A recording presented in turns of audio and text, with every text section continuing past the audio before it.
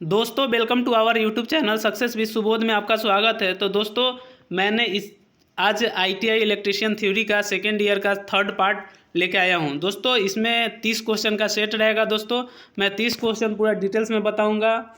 इससे क्वेश्चन जो आईटीआई का अभी जो 22 तारीख से एग्ज़ाम स्टार्ट होने वाला है उसमें एक भी क्वेश्चन बाहर से नहीं आएगा, सब इसी में से क्वेश्चन आएगा। तो दोस्तों मैं इससे पहले जो सेकेंड ईयर के पार्ट 1 और पार्ट 2 का वीडियो लेके आ चुका हूं, जिसमें टोटल 50 क्वेश्चन अभी तक करा चुके हैं। मैं 50 क्वेश्चन से अगला 51 क्वेश्चन से मैं 80 क्वेश्चन तक कराऊंगा। तो दोस्तों मेरे चैनल पे नए हैं तो मेरे चैनल को लाइक कीजिए, सब्सक्राइब कीजिए और अपने दोस्तों के पास भी शेयर कीजिए। दोस्तों इसमें जो इलेक्ट्रीशियन का सेकेंड ईयर का पेपर एग्जाम होने वाला है वो सब पढ़ाएंगे और फर्स्ट ईयर का भी वीडियो बनाया है दोस्तों। तो जो फर्स्ट ईयर का है वो फर्स्ट ईयर के जाके वीडियो देख सकते हैं। दोस्तों इससे क्वेश्चन एक भी बाहर नहीं आएगा और पूरा डिटेल्स में बताएंगे। अगर मेरे चैनल पे नए हैं तो मैं एक बार फिर बोलता हूँ कि चैनल को सब्सक्राइब कीजिए, ये आपको पास वीडियो पहुँचते रहेगा। तो चलिए दोस्तों डिले ना करके, लेट ना करके मैं क्वेश्चन पे आता हूँ और आपको प्रैक्टिस कराता हूँ। वीडियो में लास्ट तक बने रहिएगा। तो दोस्तों मैंने 50 तक क्वेश्चन करा दिया था, अब 51 क्वेश्चन से स्टार्ट करेंगे। दोस्तों क्वेश्चन हिंदी में रहेगा। देखिए हिंदी इंग्लिश दोनों में है, लेकिन मैं आपको हिंदी में बताऊंगा। ये क्वेश्चन नंबर 51 है दोस्तों। क्वेश्चन नंबर 51 में क्या लिखा हुआ है? कह रहा है कि सिंपलेक्स वेव बाउंड आर्मेचर के साथ एक 4 पोल डीसी जनरेटर 1020 कंडक्टर और 1500 आरपीएम की गति से संचालित है, तो फ्लक्स का 0.07 वेबर है, तो उत्पादित ईएमएफ क्या होगा? तो दोस्तों जो फार्मूला होता है ईएमएफ का वो होता है, देखिए दोस्तों ईएमएफ का फार्मूला NPZ5/60 A होता है, जहाँ पे A होता है नंबर ऑफ पैरेलल पाथ होता है। दोस्तों यहाँ पे वेव बाउंड बोला है तो A का जो वैल्यू हमेशा 2 लेंगे, और अगर यही बोलता है दोस्तों ये थी लैप बाउंड, तो लैप बाउंड जो A का वैल्यू हो जाता है वो नंबर ऑफ पोल के बराबर हो जाता है। तो यहाँ पे वेव बाउंड है तो A का वैल्यू 2 होगा।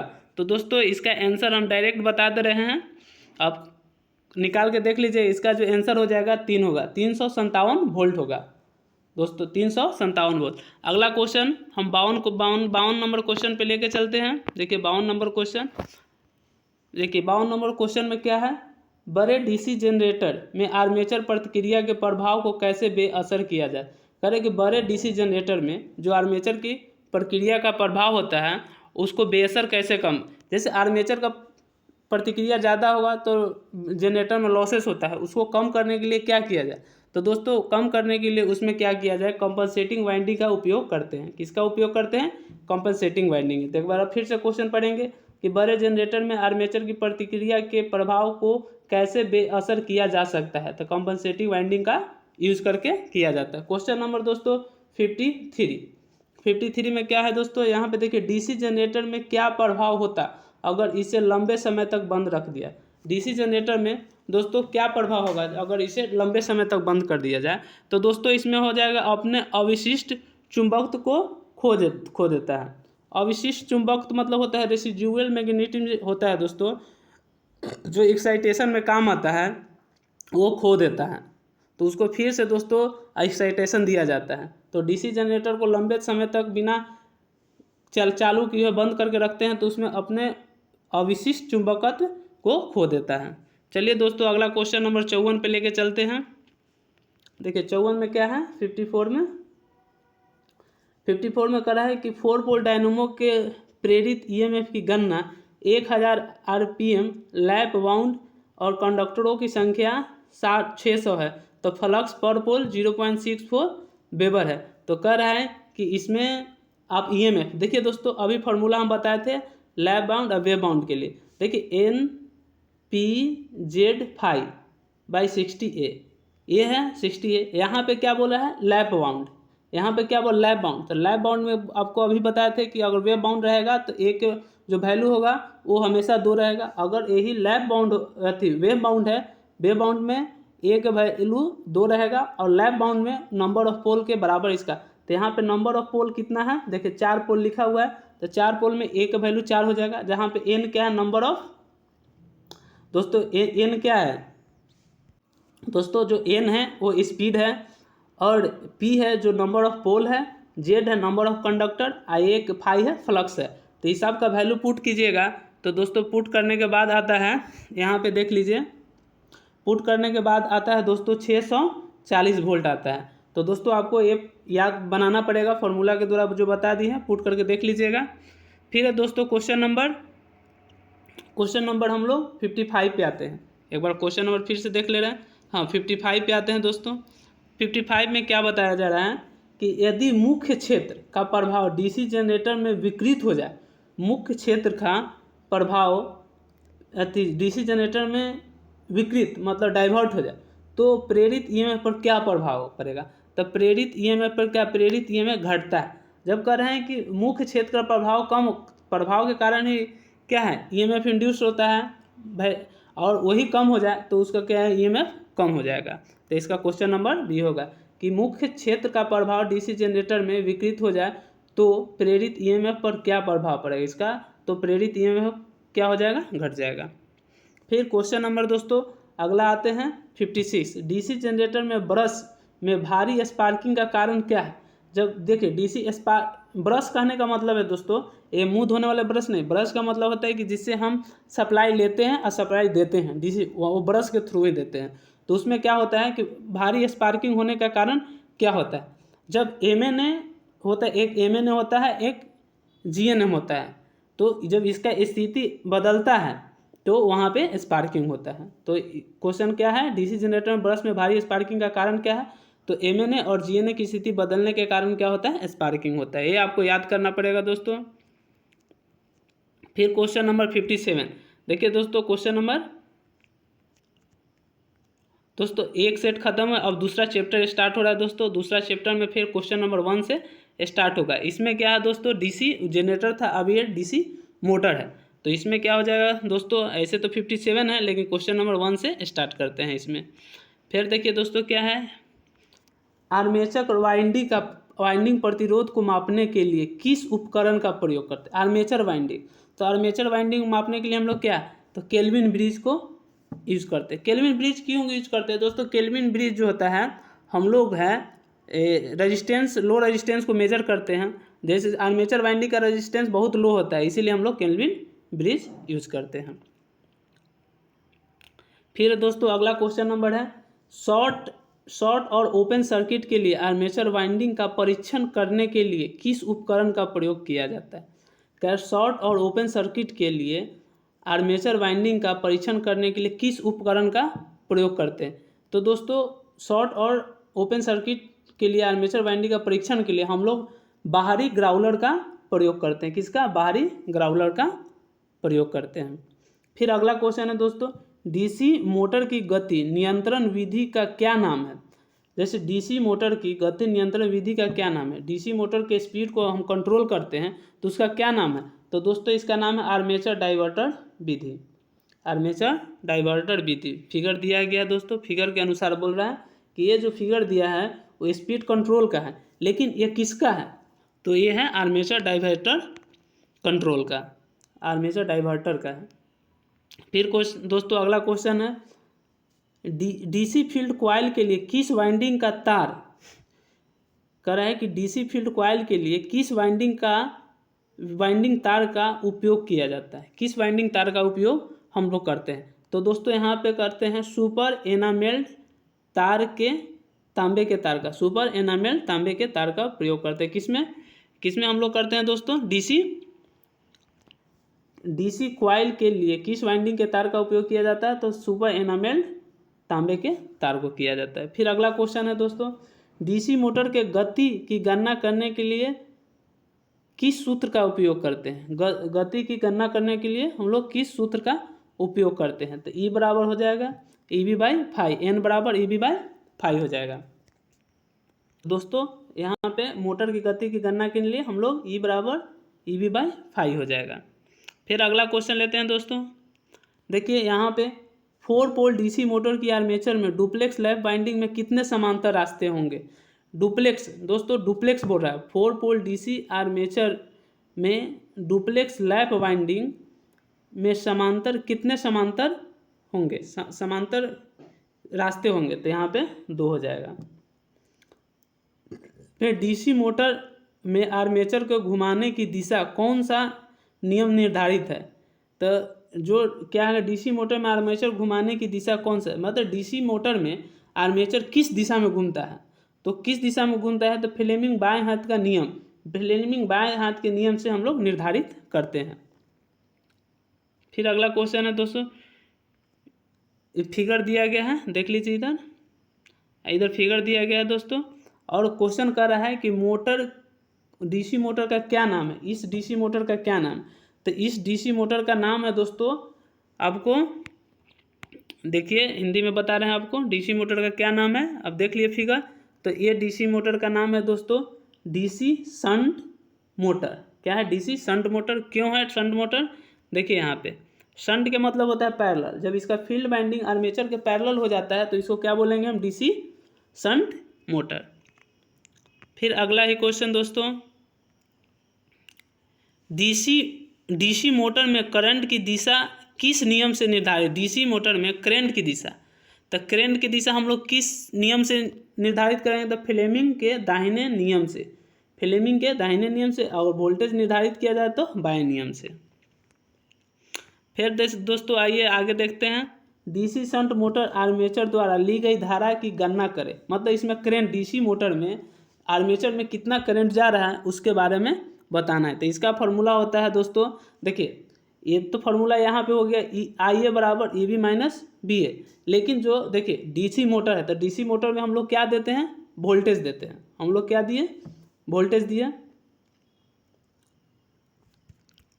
दोस्तों, हम लोग क्या दिए, वोल्टेज दिए, तो उसमें क्या होगा, ईएमएफ, बैक ईएमएफ इंड्यूस्ड होगा, और बैक ईएमएफ इंड्यूस्ड तो होगा लेकिन आर्मेचर के कारण कुछ लॉसेस होगा, क्या होगा, आई ए आर बी होगा, आई ए आर ए, तो ये आर्मेचर का रेजिस्टेंस है तो उसमें करंट जाएगा तो कुछ लॉसेस होगा, तो इसी को जब हम सोल्व करेंगे इक्वेशन तो ये फॉर्मूला आता है क्या, आई ए बराबर वी माइनस ई बी बटे आर ए। क्वेश्चन दोस्तों ये याद रखिएगा, डायरेक्ट क्वेश्चन आ जाएगा। फिर देखिए डीसी मोटर में फ्लक्स की दिशा की पहचान करने के लिए कौन सा नियम लागू किया जाता है, करें डीसी मोटर में फ्लक्स की दिशा पहचान करने के लिए कौन सा नियम, तो फ्लेमिंग के बाएं हाथ का नियम काम आता है। डीसी मोटर में फ्लक्स की दिशा, मतलब फ्लक्स किस दिशा में प्रवाह हो रहा है, बह रहा है, तो फ्लेमिंग के बाएं हाथ के नियम से हम लोग पता करते हैं। फिर दोस्तों अगला क्वेश्चन है, डीसी मोटर क्या है, डीसी मोटर के प्रकार का नाम बताएं। ये देखिए यहाँ पे भी दे दिया है कि ये किस डीसी मोटर है, तो दोस्तों देखिए यहाँ पे है, देखिए यहाँ पे है, अगर आपको देखिए ये क्या हो गया, ये हो गया आर्मेचर, आर्मेचर के साथ क्या है, एक वाइंडिंग है, और ये आर्मेचर हो गया, आर्मेचर के साथ कोई बाइंडिंग हो और एक बाइंडिंग आर्मेचर के पैरेलल में हो, तो उसको बोलेंगे हम लोग क्या दोस्तों, देखिए हिंदी में क्वेश्चन पढ़वा दे रहे हैं। देखिए डीसी मोटर के प्रकार का नाम क्या है, तो इसको बोल देंगे दोस्तों शॉर्ट शंट कंपाउंड मोटर। जब भी आपको देखिए, जब भी आर्मेचर के सीरीज में और कोई वाइंडिंग हो और उसके पैरेलल में, या तो पूरा के पैरेलल में होगा तो लॉन्ग शंट डीसी मोटर हो जाएगा, अगर long shunt compound DC motor हो जाएगा, अगर सिर्फ आर्मेचर के पैरेलल में हो वाइंडिंग तो उसको क्या बोलेंगे, शॉर्ट शंट कंपाउंड मोटर। उसी प्रकार अगला क्वेश्चन है दोस्तों, डीसी मोटर में अभी जो फॉर्मूला हम बताए थे ऊपर 2 बार, डीसी मोटर में ईएमएफ की गणना करने के सूत्र क्या हुआ, तो दोस्तों आप भी बता सकते हैं, हम 10 सेकेंड का टाइम देते हैं, क्या होगा, तो दोस्तों हम क्या बताया है, NPZ5/60 है, तो इसका फॉर्मूला होगा ऑप्शन नंबर 3, ऑप्शन नंबर कितना हो जाएगा, 3 हो जाएगा। फिर कर दोस्तों उपकरण, फिर इधर फिगर दिया है कि दोस्तों, और इसका नाम पूछ रहा है कि इसका नाम क्या है, what is the name of इसका, देखिए गौर से देख लीजिए इसका नाम क्या है, ये उपकरण का नाम क्या है, तो इसका नाम है दोस्तों बाहरी ग्राउलर, बाहरी ग्राउलर है दोस्तों, इसका नाम क्या है, बाहरी ग्राउलर।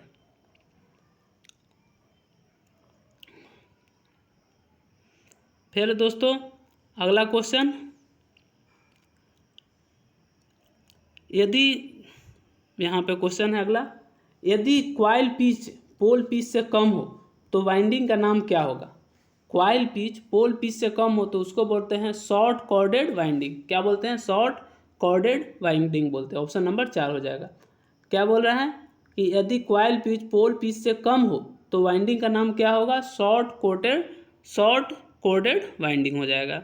फिर अगला क्वेश्चन है दोस्तों, डीसी 4 पॉइंट स्टार्टर में होल्डिंग कॉइल से जुड़े श्रेणी प्रतिरोध का उद्देश्य। देखिए दोस्तों, हम लोग जो मोटर में डीसी मोटर में स्टार्टर इसलिए यूज करते हैं कि जब मोटर स्टार्ट करते हैं ना तो शुरू में स्पीड कम होता है, करंट ज़्यादा होता है।